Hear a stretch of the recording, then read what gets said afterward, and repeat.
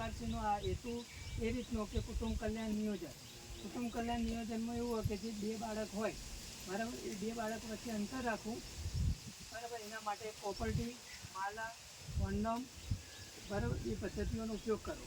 પછી હાલમાં એક ઇન્જેક્શનનું ચાલુ કે જે 3 મહિને ઇન્જેક્શન લેવામાં આવે એ બહેનો બરાબર. આ 3 વસ્તુ એને બહેનો અપનાવી શકે બરાબર. પુરુષો ખાલી કોન્ડમનો ઉપયોગ કરે છે. હવે જેને 1 દીકરી હોય એને 6000 રૂપિયા મળે, અને જેને 2 દીકરી હોય અને ઓપરેશન કરાવે તો એને 5000 રૂપિયા મળે બરાબર. અને સ્ત્રી જો ઓપરેશન કરાવે તો એને 2600 રૂપિયા, 2600 હા 2000 ડૉક્ટર અને બરાબર. એક ટોકાનું જ ઓપરેશન.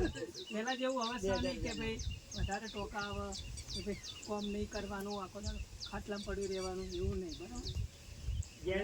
જેન્ટ્સમાં ખાલી ઓપરેશન કર્યા પછી અઠવાડિયું સાયકલ ચલાવવાની હોતી નહીં.